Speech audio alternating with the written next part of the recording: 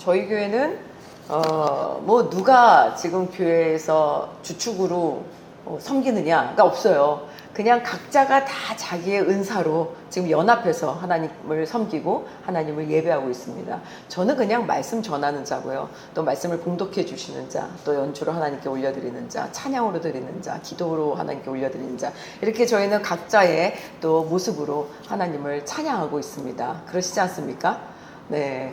그래서 제가 뭐 특별하기보다 저는 하나님의 말씀을 그래서 잘 받아서 전하고 싶은 마음이 굉장히 간절해요. 근데 이제 하나님의 말씀을 또 하나님이 은혜를 많이 주셔야 되는데 또 그걸 느끼거나 누리지 못할 때는 야, 이 부족함을 어떡하지? 그리고 발버둥 추는 그런 시간을 계속 보내고 있는 것 같습니다.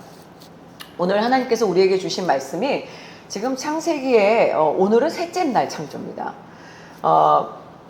한번 살펴보려고 하는데 지난달부터 창세기에 선포된 그 창세기 7일, 창조의 7일이에요. 하나님께서 어떻게 창조를 해나가셨는지 6일간의 창조 질서와 또 하루의 안식일 합치면 창조의 7일이에요. 그래서 오늘 저희 찬양을 또 불렀지 않습니까? 지금 계속 부르고 있잖아요. 그죠? 네, 창조의 7일 부르고 있습니다. 첫날을 알고 둘째 날을 깨닫길 바라는 마음으로 사실 저는 이제 아마 창조의 7일을 계속 강해를 하면서 여러분한테 약간 복습하듯이 말씀을 조금 더 정리를 하면서 나아가고자 합니다. 이 성경의 첫 장, 혹시 성경책이 있으시면 첫 장의 책 이름이요 제네시스예요. 그러니까 자동차 이름이 아니고요. 창세기, 그죠? 창세기를 제네시스 이름으로 했잖아요. 제네시스 창세기입니다. 창세기는 하나님께서 이 땅을 어떻게 만드셨는지를 사실은 기록하셨는데 그 기록 이전에 하나님의 존재성이 드러난다. 그것이 1장 1절이다 라고 선포했습니다. 그러니까 이제 성경의 첫 책이고 첫 장, 첫 절에 하나님께서 태초에 천지를 창조하셨다. 이 1절은 우리가 단순하게 이제 신화의 이야기를 듣는 것처럼 그렇구나. 하나님이 세상을 만드셨네. 뭐 신비한 일이었네. 뭐 언제 옛날에 있었던 어떤 일인가 보다. 뭐 이렇게 추상적인 또 형이상학적인 그런 이야기로 가르쳐 주신 게 아니라는 것을 우리가 첫 절을 보면서 히브리 원어를 통해서 그 진실을 알게 됐어요. 그렇구나. 성경의 첫 책인 이 제네시스. 그러니까 창세기 1장 1절은 첫 절부터 하나님께서 스스로 계신 분이셨구나. 이게 히브리 원어에 나오지 않습니까? 시공간을 초월하여 계시는 지존자셨구나. 유일하신 한 분이신데 성령과 예수님과 함께 하신 시작이었구나. 이거를 우리는 말씀을 통해서 히브리 원어를 통해 또 깨달았습니다. 그런 하나님께서 첫날에 빛을 딱 창조하신 거예요. 그랬더니 어떻습니까? 이제 처음에 그림은요, 지금 혼돈 속에 흑암이 깊다. 이렇게 되어 있었습니다. 그래서 어둡고 공허하고 흑암이 깊어서 혼돈스러운 곳에 이제 첫 질서가 세워질 거예요. 그러니까 이때는 하나님이 태초에 시작점에 천지를 딱 만드시려고 하시는 그 순간에 천지를 창조하셨더니 뭔가 응어리들이 다 엉켜있고 흑암이 깊고 어둠이 아주 깊은 그런 때였는데 첫 질서가 하나님의 영이 흑암에 운행하신다. 그래서 약간 그림을 보면은 지금 이렇게 하나님의 영이 2절이에요. 땅은 형태가 없고 비어 있었는데 어둠이 깊은 물 위에 있고 하나님의 영은 수면 위에서 운행하고 계셨다. 이렇게 한번 좀 또 그림을 그려봤습니다. 도움도 받고요.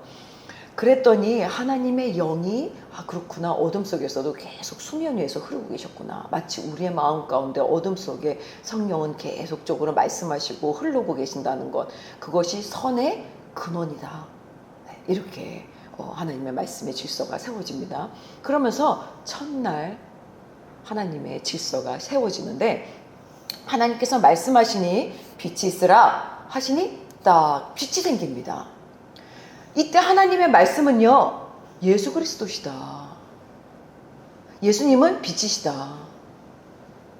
그 빛이 이 땅에 왔는데 어둠은 그 빛이 알지 못하더라. 요한복음 1장 1절에서 3절의 말씀을 함께 봤어요. 지금 이제 어떻게 보면 복습을 하고 있는 겁니다. 지금 1, 2, 3절 계속 보고 있는 거예요. 그러니까 지금 빛이 딱 생겼는데 와, 빛이 생기니까 어떻습니까?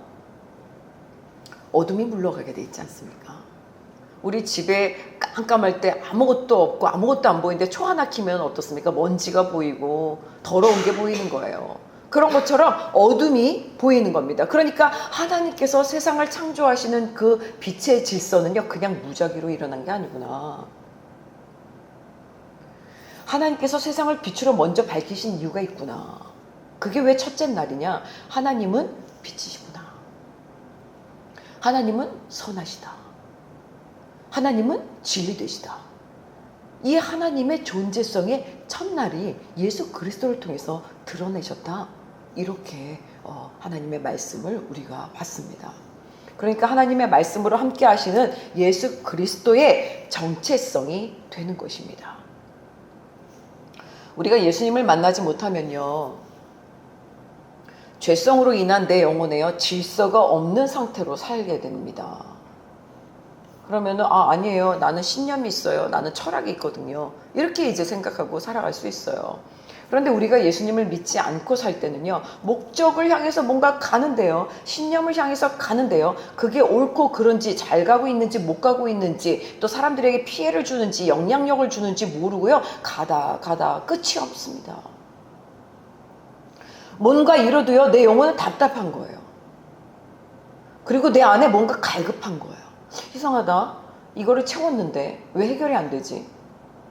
대표적으로 혹시 지금 16강 가고 있죠? 우리나라 월드컵. 우리나라 최초로 4강까지 갈 때 감독님이 하신 말씀이에요. 난 아직 배고프다. 네, 기억하시는지 모르겠어요. 축구가 16강 또 8강 이렇게 계속 가는데요, 와, 너 우리나라에서 어떻게 이런 일이 벌어질 수 있냐, 대단한 일이다 그랬더니 보니 아직은 배고프다, 아직은 끝이 없다, 우리는 계속 갈 거다, 이런 표현 중에 하나입니다. 그러니까 갈급한 거죠. 더 원하는 거죠. 세상을 쫓아가면서 공허하고 어두운데도 불구하고 나는 다르다는 신념으로 정체성을 세웠는데, 관계에서는 어떻습니까? 또 상황은 어떻습니까? 현실은 또 어떻습니까? 결국 우리나라가 그때 우승했습니까? 배고파서 허덕이고 계속 요구하고 우리가 1등을 추구한다고 해서 우승을 합니까? 분명히 우리 한계에 다다르는 지점이 있다는 겁니다. 이것이 카오스 상태의 나의 죄성의 근원입니다. 본성입니다. 그러니까 우리가 죄가 있다 그러면 되게 억울하죠. 난 아무 죄를 안 지었는데. 아니, 그렇지 않습니까? 제가 여기서 아마 여쭤보면 무슨 죄 지으셨습니까? 이번 한 주 아니요, 아무 죄 안 짓고 잘 지냈어요. 그렇죠. 뭐 특별한 죄를 지을 일이 없지 않습니까? 근데 왜 내가 죄인인데요? 라고 반문할 수 있어요. 그런데 지금 보니까 나의 죄성은 이 본성적인 영혼에서 오는 그런 악한 마음들이 뭔가 순간 발동하는 것, 그러니까 불순종에서 의해 하나님의 선하심과 하나님의 질서와 하나님의 빛이 되시는 그 진리에 반한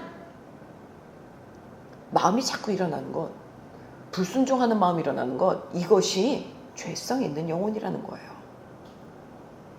그런 나의 죄성을 해방시켜 주시고자, 용서해 주시고자, 영원한 질서로 살아가게 하시고자 창조의 첫날 이루어진 것이 빛입니다. 그 빛이 이 땅에 오시지 않습니까? 요한복음의 말씀입니다. 이건 제 말이 아니라 그게 창세기의 첫날의 질서가 세워지는 뜻입니다. 그분이 지금 예수 그리스도로 이렇게 오십니다. 예수님이 십자가에서 피 흘려 죽으신 이유가요, 내 죄를 사여 주시기 위해서 인간으로 오셔서 죽어주는 이유가 된 것이에요. 이렇게 보니까 누가 예수님을 영접하느냐? 내가 죄인임을 인정하는 거예요. 하나님 앞에 굴복하는 겁니다. 나이가 무릎 꿇고 그렇습니까? 예수님을 제 안으로 모십니다. 제 영혼의 주인 되신 예수 그리스도가 나의 빛이셨던 것입니다 를 인정하고 예수님을 영접하는 자, 곧 그 이름을 믿는 자만. 그 혹시 주변에 보이십니까? 주변에 안 믿는 영혼들이에요. 뭐 사람을 얘기하진 않습니다. 믿는 자는 하나님 앞에 무릎을 꿇습니다. 그러니까 부활하신 예수님으로 말미암아 내 영혼은요, 영원히 살아날 수 있게 된다. 영원히 하나님의 빛으로 나아갈 수 있게 된다. 이 질서가 창조의 첫날 이루어진 일입니다. 첫날은요, 어둠을 밝히는 하나님의 빛 예수님이시다. 그러니까 빛과 어둠은 섞일 수 없구나. 하나님의 빛과 어둠을 그래서 나누셨구나. 아, 예수님은 정말 빛의 근원이시구나. 하나님과 함께 창조가 시작되면서 예수님의 빛을 만드신 거구나를 깨닫게 되는 것입니다. 그러면서 이제 둘째 날을 향합니다. 둘째 날은 하늘의 물과 땅의 물을 나누십니다. 그죠? 그리고 그 사이에 이건 이제 낮과 밤을 하나님이 이제 나누셨죠. 구분하셔서. 둘째 날이에요. 둘째 날을 보니까 지난주보다 조금 더 구체적이죠. 왜 구체적이냐면 하나님께서 물과 물을 나누시는데요. 어떻게 나누시냐? 둘째 날입니다. 하늘의 물과 땅의 물로 나누셨다고 되어 있어요. 그 사이에 공간, 궁창을 창조하셨다고 기록합니다. 그 공간은요, 단순히 대기권, 우리가 육으로 볼 수 있는 대기권이 아니에요. 우주 전체, 우리가 상상할 수 없는 큰 세계가 지금 만들어진 겁니다. 하늘 위에 그 물이 있는 곳이 하나님 나라예요. 그것도 하늘이래요. 지금 그것도 하늘이에요. 여기도 하늘이에요. 그리고 궁창이라고 했는데 제가 왜 이렇게 좀 그려달라고 얘기를 했냐면요. 지금 보면 해와 달만 있지 않고 다양한 목성, 해성, 뭐가 다 많잖아요. 우주 공간. 천체, 우주 전체. 그러니까 지금 궁창으로 다 덮여있는 하늘입니다. 그것도 하늘이에요. 근데 우리가 볼 때 어떻습니까? 대기권도 하늘이라고 봐요. 그러니까 우리가 하나님 나라, 하늘나라 이러면은 마치 대기권을 보고 있지만요. 사실 그 이상. 그러니까 지금 창세기 1장 또 5절부터 나오는 두 번째 창조 질서. 하나님께서 하늘의 물과 땅의 물을 나누시고 그 사이에 궁창, 공간을 만드셨다.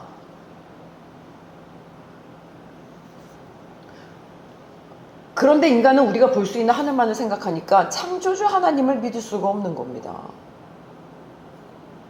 그래서 예수님께서 오십니다. 하늘 위의 물과 하늘 아래의 물 사이의 공간을 이어주시는 중재자로 오신 것입니다. 불순종으로 영혼에 우리가 죄가 있는 사람들이요. 내가 우리의 육적인 눈으로는요. 도무지 하나님을 인정할 수 없잖아요. 지금 한번 나가서 이야기해 보세요. 하나님 살아계시고 하늘나라가 계신데 예수님이 이 땅에 오셨고 나의 죄를 위해서 사하여 주려고 십자가에서 못 박혀 돌아가셨고 그 예수님을 믿으면 우리는 죄가 사하여지는 거야. 우리 영혼이 하늘나라로 가. 그럼 너무 피상적이고 너무 추상적인 이야기처럼 듣지 않을까요? 창세기 창조의 7일을 정확히 보면요. 야, 이거는 추상적이고 형이상학적인 게 아니구나. 너무 현실적인 이야기를, 너무 과학적인 이야기를 우리에게 들려주신 말씀이구나를 깨닫게 됩니다. 불순종으로 영혼에 우리가 죄가 있었다는 인간, 죄가 있는 인간이 우리의 육적인 눈으로는 하나님을 인정하기 어려워요. 그리고 이해할 수도 없습니다. 예수님을 믿기는 더 어려운 거예요. 그래서 그렇게 하나님께 나아갈 수 없는 우리의 모습이요. 영혼의 죄 때문인데 첫날 하나님이 보내주신 그 빛, 예수 그리스도가 이 땅에 오시고 나서는요. 하늘과 땅의 중재자가 되십니다. 그러니까 이제는 예수님 믿으면 영으로 하나님 나라에 이룰 수 있다. 이제는 우리가 하늘나라 그러면 너무 이해가 되는 거예요. 여러분들 이해가 좀 되세요? 여기서 예배 드리시면서 내 영혼이 와 여기 하늘문이 열려있어. 하나님의 나라를 지금 느끼고 계세요? 느끼게 되시는 은혜 있으시기를 바랍니다. 아멘. 그래서 제가 얘기하지 않았습니까? 저는 여기서 혼자 예배하고 기도할 때요. 너무 놀라워요. 막 열려요. 하나님의 영이 느껴져요. 그러니까 막 숨을 막 이렇게 너무 뜨겁고요. 어떻게 하나님하고 대화를 해야 될지 그냥 막 이렇게 쏟아내는 것 같아요. 근데 이게 뭐 내가 과학을 너무 잘해서입니까? 아니면 제가 대단히 무슨 어떤 초현실을 바라봐서입니까? 하늘 위의 물과 하늘 아래로 갈라져서 빛이 되시고 선하신 하나님 나라로 갈 수 있는 길, 유일한 길이 예수 그리스도시다. 그 길을 가르쳐 주시는 말씀으로써 하나님의 질서가 세워지는데요. 하늘나라와 인간이 사는 이 땅에 구분되어집니다. 분리가 되는 겁니다. 그 안에 공간이 생긴다는 거예요. 예수님께서 십자가에서 죽으시기 전에 하루 전에 제자들과 만찬을 나누실 때에 그 최후의 만찬 때 이야기하신 말씀인데요. 요한복음 16장 7절부터 10절까지를 우리 한번 다 같이 함께 합독하겠습니다. 시작. 그러나 내가 진실로 진실로 너희에게 말한다. 내가 떠나가는 것이 너희에게 유익하다. 내가 떠나가지 않으면 보혜사가 너희에게 오시지 않을 것이다. 그러나 내가 가면 너희에게 보혜사를 보내주겠다. 보혜사가 오시면 죄에 대해, 의에 대해, 심판에 대해 세상을 책망하실 것이다. 죄에 대해라고 하는 것은 사람들이 나를 믿지 않기 때문이요. 의에 대해라고 한 것은 내가 하나님 아버지께로 가므로 너희가 다시는 나를 볼 수 없기 때문이요. 아멘. 지금 예수님께서 실존 인물 아니십니까? 그러니까 이제 한 AD 30년에서 33년 사이에 이제 십자가에서 돌아가시는 날 전날이에요. 전날 이 얘기를 하신 거예요, 제자들에게. 내가 떠나가는 것이 너희에게 유익하다. 이 말씀은요, 제자들에게 너무 충격 아닙니까? 우리 같이 이렇게 지내고 있었던 사람이 내일 떠난대요. 아, 무슨 말을 하시지? 근데 지금 우리에게는 어떻습니까? 이 말씀이 너무 희망적이지 않습니까? 너무 성령 인도하심으로 듣는 이야기가 되지 않습니까? 인간으로 오신 예수님의 육체적인 현존, 당시 실제 하셨던 그 현존은요, 우리들과 똑같이 주어진 시간, 공간 속에서 살고 계시는 시대 속에 제한될 수밖에 없는 육적인 몸이에요.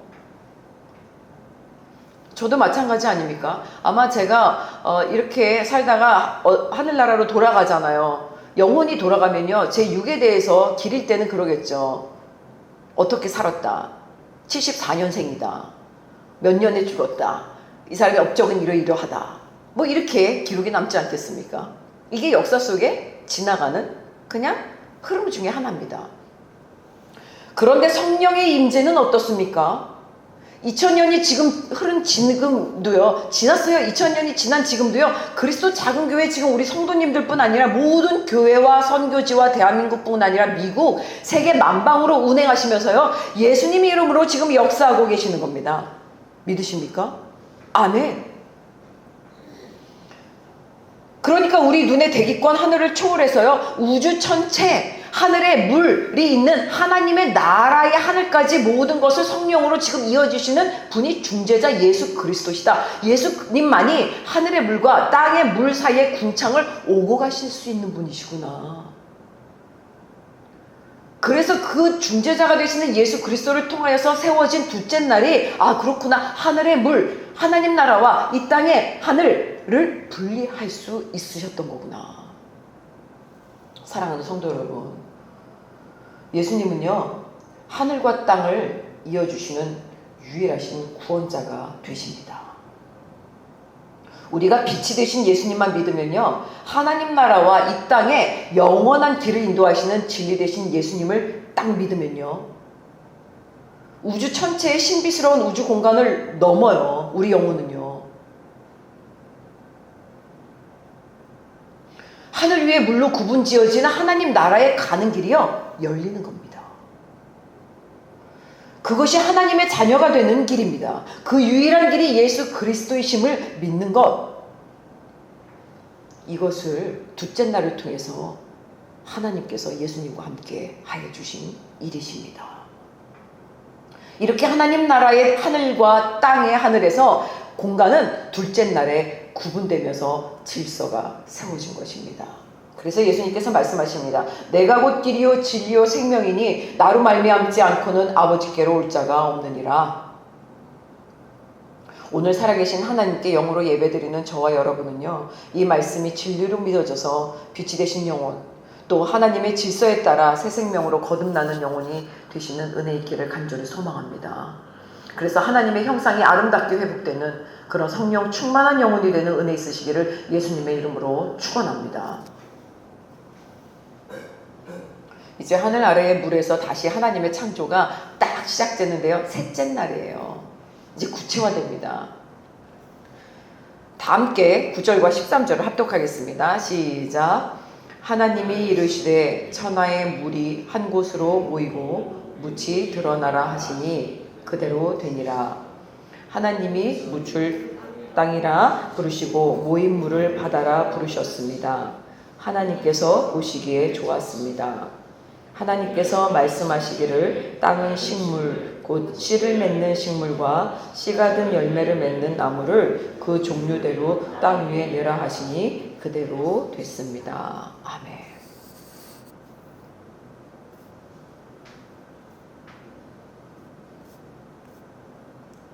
계속 읽겠습니다. 시작. 땅이 식물 곧 씨를 맺는 식물을 그 종류대로 씨가 든 열매를 맺는 나무를 그 종류대로 냈습니다. 하나님께서 보시기에 좋았습니다. 저녁이 되고 아침이 되니 셋째 날이었습니다. 우리 창조의 7일 한번 1절 2절 다시 한번 불러보겠습니다. 네. 반주 한번 해주시고요.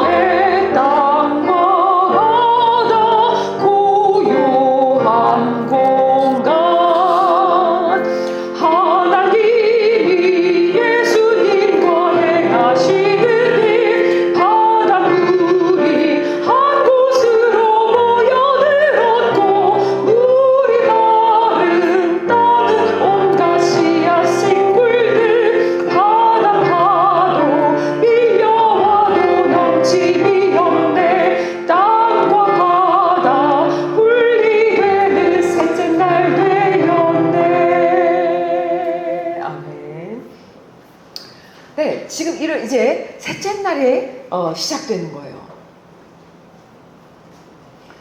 첫째 날에 빛이 생겼고 둘째 날에 공간이 생겼습니다. 그래서 중재자 예수 그리스도의 이제 중요성이 더 드러났습니다. 그런데 아직 땅이 없는 거예요. 어디를 봐도 물과 거대한 덩어리들이 이렇게 뭉쳐있는 혼돈의 상태가 되는 거예요. 그때 하나님께서 말씀하십니다. 예수님과 일하십니다. 천하에 물이 한 곳으로 모이고 묻이 드러나라. 그러니까 지금 물이 움직이면서요 이렇게 묻이 드러나기 시작합니다. 그림을 보면요 하나님의 정확한 질서 안에서 지금 물이 묻으로 넘치지 않고 딱 분리가 됩니다. 참 신기한 거는요 그렇다고 부족하지도 않게 물이 모입니다. 그러더니 드디어 빈묻이 딱 드러나는 거예요. 이게 신비 아닙니까? 지금 바다가 막 넘치면 어떻게 됩니까? 해일이 일어나면 어떻게 됩니까? 그냥 막 다 모든 사람들이 특히 이제 바다 앞에 사시는 분들은 너무 위험하지 않습니까? 근데 딱 분리되니까 바다 조망으로 아파트들이 세워지는 거 아닙니까? 이게 신비예요. 어떻게 바다가 넘치지도 않고 흐르지도 않고 묻과 물이 딱 구분되어서 나눠질까요? 이 부분에 대해서 욥기 38장 8절 11절 한번 읽겠습니다. 시작.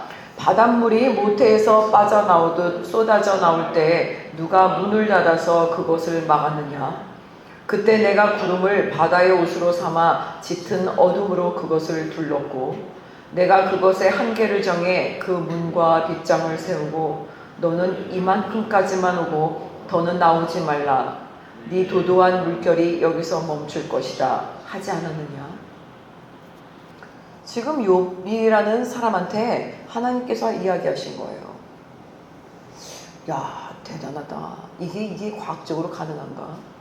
근데 욥기뿐 아닙니다. 성경에는요, 시편, 골로새서, 히브리서, 성경 곳곳에 하나님께서 창조하신 일, 하나님의 질서를 증언하고 있습니다. 지금 하나님께서 셋째 날의 질서가 딱 세워질 수 있도록 셋째 날을 창조하십니다. 그저 묻이 드러난 거예요. 바다와 땅이 있는 상태입니다. 지금 보니까 구분되어 있지 않습니까? 공간에는요, 태양도 달도 아직 없어요. 근데 이렇게 자세히 보세요. 어때요? 좀 다르지 않습니까? 묻이 뭐가 이렇게 피어오르지 않습니까? 잘 보이시나요? 네, 지금 해가 안 떠서 잘 모르는 것 같죠? 빛이 없어서. 네, 제가 그렇게 이제 부탁을 좀 했습니다. 그러니까 태양계의 태양, 달과 별은 아직 안 창조된 거예요. 다음날 창조돼요. 비도 내리지 않고 누군가가 씨도 심지 않은 땅, 어떤 자연적인 조건도 없고요. 누가 어떤 준비도 없는 그저 묻히라고 하는 그런 땅을 부르신 곳. 지금 하나님께서 셋째 날에 묻을 드러나라 하시고 이곳을 땅이라고 부르시고 그 다음에 물을 모아서 바다라고 부르셨어요. 이곳에 하나님이 지금 말씀하시는 겁니다. 땅은 풀과 씨 맺는 채소와 각기 종류대로 씨 가진 열매 맺는 나무를 내라. 그러니까 어떻습니까? 지금 이곳에 푸릇푸릇하게 뭔가 일어났어요. 우리가 지금 보이지 않아서 그래요. 한번 요거를 보면요. 요렇게 지금 5만 가지의 열매들을 맺은 나무와 씨들, 씨 맺은 채소들이 이렇게 자라난 거예요. 한번 빛을 비춰볼까요? 딱 비춰보시면 이렇게 됩니다. 이 빛이 보일 때, 낮이 될 때와 밤이 될 때의 차이겠죠. 근데 지금 똑같은 그림이에요. 풀이 났습니다. 채소가 납니다. 씨 가진 열매 맺는 나무가 난 거예요. 아무 조건이 없었는데요. 말씀 한마디에 예수 그리스도와 함께 새로운 생명이 터져 나온 겁니다. 놀랍지 않습니까? 아, 그렇구나. 하나님께서 예수 그리스도 말씀으로 창조하시는 셋째 날에 생명이 솟아나는구나. 예수 그리스도는 빛이셨구나. 예수 그리스도는 하늘과 땅의 중재자시구나. 예수 그리스도는 생명이시구나. 이것이 드러납니다. 예수님께서 빛이시라는 것을 첫날에 가르쳐 주시고요. 예수님께서 하늘과 땅의 유일한 중재자, 오직 길과 진리와 생명 되시는 분은 예수 그리스도 한 분이시다를 둘째 날에 보여주시고요. 셋째 날입니다. 생명의 근원은 예수 그리스도시다. 입니다. 풀과 나무를 내신 하나님의 말씀, 그 말씀 대신 예수 그리스도께서 생명을 내신 분이다. 생명이 살아나는 질서가 셋째 날에 창조되는 것입니다. 사랑하는 성도 여러분, 제가 지금 수천 년 전에, 수억 년 전, 수백억 년 전에 창조 이야기만 하려는 게 아닙니다. 지금 여기 오늘 우리의 이야기를 제가 지금 여러분들에게 하나님의 말씀으로 선포하고 있는 것입니다. 우리는 죄 안에 있는 인간의 상태를 좀 생각해 봐야 돼요. 하나님을 떠난 인간은요, 공허합니다. 혼돈합니다. 흑암이 깊은 거예요. 아무리 채우려고 해도 채워지지 않는 공허함이 내 안에 있어요. 이걸 이기는 유일한 길은요, 예수 그리스도 안에서 어둠을 이겨주시는 예수님을 통하여 승리하는 길밖에 없습니다.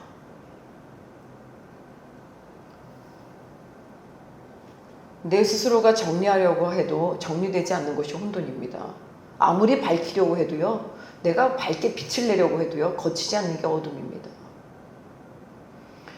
이것이 하나님 없는 인간의 실상이다. 본질이다. 본성이다. 셋째 날 이전에 물 아래 잠겨있고 엉켜있던 그 땅처럼요, 그 땅과 물이 막 엉켜있었던 카오스처럼요, 우리의 본래 모습은요 죄와 어둠에 덮여있는 그런 모습이었어요. 이때 하나님께서 카오스, 이제는 코스모스입니다. 질서를 세워주시는 거예요. 우리에게 말씀하신 예수 그리스도께서 시작되신 그 예수님이 오신 것입니다. 요한복음 10장 10절에서 11절에서 예수님은 직접 말씀하세요. 내가 온 것은 양으로 생명을 얻게 하고 더 풍성히 얻게 하려는 것이라. 나는 선한 목자다. 선한 목자는 양들을 위해서 자기 생명을 내놓는다. 예수님이 오신 이유가 바로 생명을 다시 살리기 위함이셨다는 사실입니다. 해도 없고 비도 없는 그런 메마른 땅에 하나님께서 예수님의 말씀, 예수님으로부터 한마디를 딱 하신 겁니다. 그 한마디가 뭡니까? 땅은 풀과 씨 맺는 채소와 각기 종류대로 씨 가진 열매 맺는 나무들을 내라. 이렇게 이야기하신 거예요. 그랬더니 그 말씀으로 나무가 솟아났습니다. 죄와 어둠에 있는 영혼에요, 예수 그리스도가 딱 임하면요, 새 생명이 살아나는 거예요. 이것이 거듭남입니다. 이것이 구원입니다. 이것이요, 예수 그리스도를 통한 우리가 다시 셋째 날에 창조가 일어나는 기적입니다. 지금도 우리 안에서 계속 기적을 일으켜주시는 예수 그리스도의 영, 하나님의 영이요, 지금 우리를 부르시고 계세요. 응답하는 저와 여러분 되시기를 간절히 소망합니다. 지금 내 마음이 점점 메마르고 공허하고 어둠 속에서 뭔가 나의 힘과 노력으로 한번 밝게 나와보려고 그렇게 애쓰고 있지 않나요? 뭐 저도 그런 사람이니까 그런 사람이었고요. 그러니까 제가 예수 그리스도 앞에서 온전히 무릎 꿇고 하나님의 말씀이 영으로 충만하여짐에도 불구하고 바깥에서 일할 때는 늘 제 힘을 많이 냅니다. 기도하고 하나님의 말씀이라고 받았지만 또 계획하고 끌어가고 그걸 통해서 뭔가 또 알려지기 위한 영향력을 주려고 혼자 노력하고 이런 삶을 살면서 깨달았어요. 그렇구나. 하나님이 인도하시는 길을 순종하는 건데.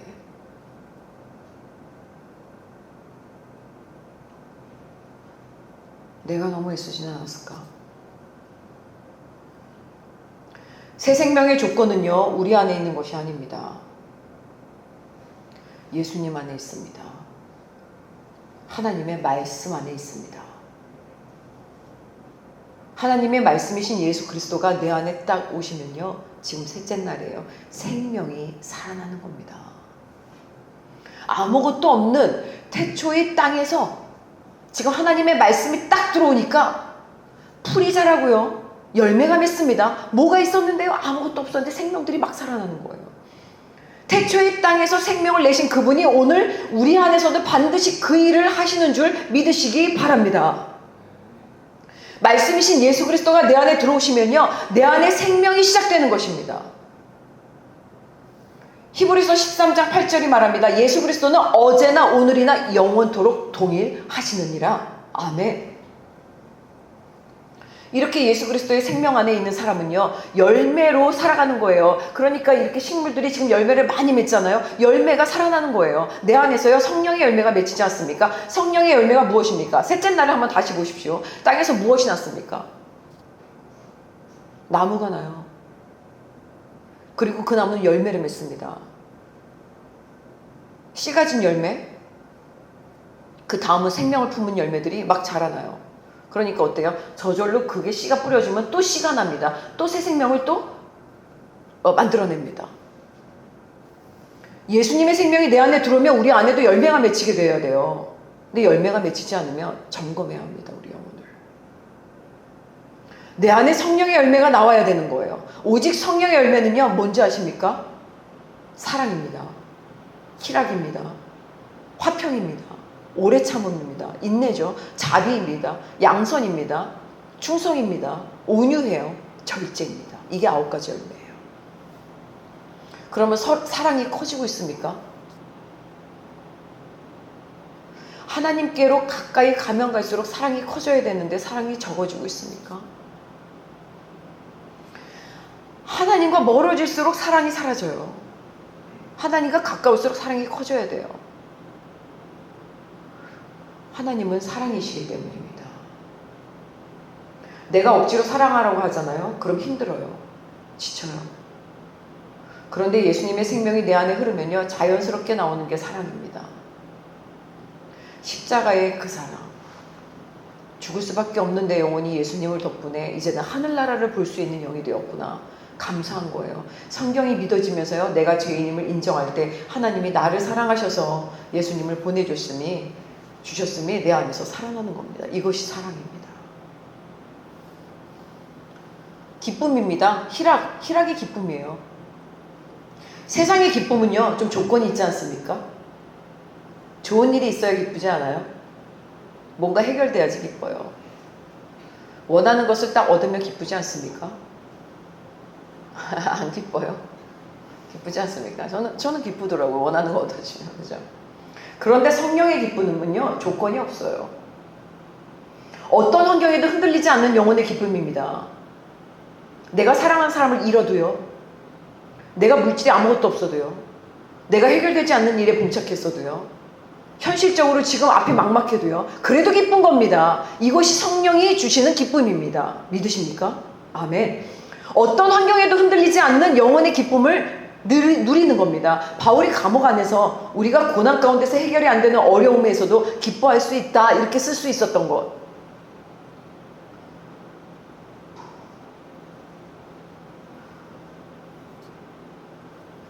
하나님이 기쁘시게 하는 일을 계속 반복하면서, 그래, 나를 사랑해 주시는 하나님이 계시니까 라고 기뻐할 수 있는 것, 너무나 역설적인데요, 그게 새 생명 되시는 예수님의 기쁨입니다.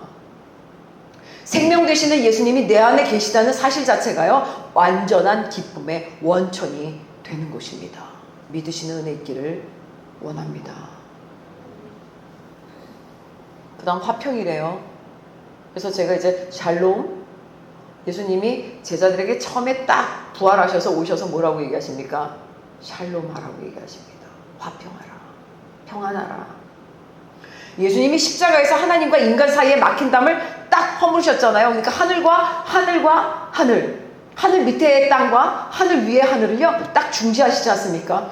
그런 예수님께서요, 막힌 담을 하신 거예요. 십자가에서 피 흘려 돌아가심으로 하늘길이 열린 겁니다. 그 화평, 그 평안이요, 내 안에 흘러 들어오면요, 불안이 물러가는 거예요. 두려움이 물러갑니다. 그러니까 내가 우울하고 공허해서 불안이 다가올 때 어떻게 하면 좋습니까? 예수님 이름으로 기도하는 거예요. 그래, 하나님이 해주실 거야. 예수님, 저는 믿습니다. 저 안에서 불안이 떠나가게 도와주시옵소서. 예수님 이름으로 기도합니다. 그러면서 하나님을 찬양했더니 갑자기 마음에 불안이 없어져요. 왜 이렇게 기쁘지? 그래, 나 희망이 생겨. 내일을 기대하자. 뭐 오늘만 우리가 살고 있나? 내일도 있고 그 다음을 인도하실 텐데 믿음이 생기는 거예요. 이것이 화평 샬롬입니다. 오래 참음이에요. 인내입니다. 생명은 기다리는 거예요. 씨앗이 심겨지면 어떻습니까? 나무가 자랄 때까지 그렇게 빨리 자라요? 아니거든요. 나무가 그냥 바로 되지 않아요. 그러니까요, 하나님의 생명이 있으면요, 기다리는 거예요. 하나님의 때가 있다는 것을 믿어지는 겁니다. 그래, 난 분명히 이렇게 하나님 인도하실 거야. 우리 그리스도 작은교회 성도님들은요, 너무 잘 되실 거예요. 믿으십니까? 왜냐하면 예수님의 생명의 씨앗이 우리 안에 있기 때문이에요. 예수님 이름으로 기도하면서 나아가기 때문에요, 이제 인내하는 거를 이제는 우리는 익숙해져요. 그렇게 가다 보면 어느 순간 하나님이 열어주십니다. 조급하게 움직이지 않아도 돼요. 그분이 이루실 것을 믿기 때문에 기다리면서도 평안한 것이기 때문입니다. 그러면서 자비, 양선, 선함입니다. 그리고 신실함입니다. 온유함입니다. 이것이요, 약한 게 아니에요. 하나님의 성품을 만들어내는 겁니다. 충성이요, 하나님을 신뢰하는 것입니다. 그럼 어떻습니까? 절제합니다. 생명 안에서요, 내 힘은 있지만요, 이제는 그리스도 예수의 힘으로 저를 내려놓는 겁니다. 이것이 절제하고 온유하고 충성하는 그런 길입니다. 그러면 정말 예수님이 무력하고 너무 힘이 없으셔서 그래서 겸손의 모습을 취하셨을까요? 한번 생각해 봤으면 좋겠습니다. 사탄을 이기신 분 아니십니까? 오병이의 기적을 나타내신 분 아니십니까? 실제로 귀신 들린 자를 고치지 않으셨습니까? 실제로 바다 위를 걸으시지 않으셨습니까? 그런 분이 십자가에서 못 내려오셨겠습니까? 아니에요. 하나님의 뜻을 순종하시기 위해서였어요. 그런 겸손은요, 온 우주를 창조하신 우리 하나님 예수 그리스도께서 스스로 낮춰주신 온유입니다. 그러니까 겸손한 자, 온유한 자가요, 내면이 얼마나 내공이 있다는 걸 알아야 돼요. 예수님의 생명을 가진 사람은요, 내 영혼을 믿기 때문에, 예수 그리스도를 믿기 때문에 굽힐 수 있는 겁니다. 그 온유함이 오히려 세상을 이기는 길인 줄 믿으시기 바랍니다. 사랑하는 성도 여러분, 이런 9가지 열매는요, 우리가 훈련하는 결과물이 아니에요. 오늘 창조주에서 3번째, 새 생명이 우리에게 오시기 때문에 가능하시다는 사건을 하나님의 질서 속에서 보여주시는 하나님의 말씀입니다. 메마른 땅에 해도 없이, 아직 해도 없어요, 별도 없어요, 달도 없어요, 비도 안 내렸어요. 그런데요, 물과 묻이 딱 갈라지더니요, 하나님의 말씀 한마디로 무채 새 생명이 탄생하는 겁니다. 말씀이신 예수 그리스도의 생명이 내 안에 살 때요, 자연스럽게 맺히는 열매가 되는 것입니다. 이것이 셋째 날, 아무것도 없는 땅에 생명이 터져 나왔던 것입니다. 그 하나님의 말씀이 빛이 되신 예수 그리스도께서, 생명이 되신 예수 그리스도께서, 진리 되신 예수 그리스도, 구원자 예수 그리스도께서 오늘 저와 여러분 안에서 그 일을 하시기를 원하십니다.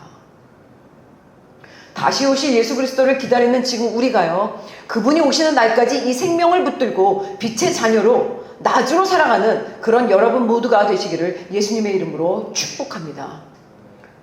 그럴 때 여러분의 삶이요, 하나님의 보시기에 좋은 성령의 열매를 많이 맺으시는 그런 은혜를 누리실 줄 믿고 빛과 소금의 역할을 감당하시는 저와 여러분들의 삶이 되시기를 소망합니다.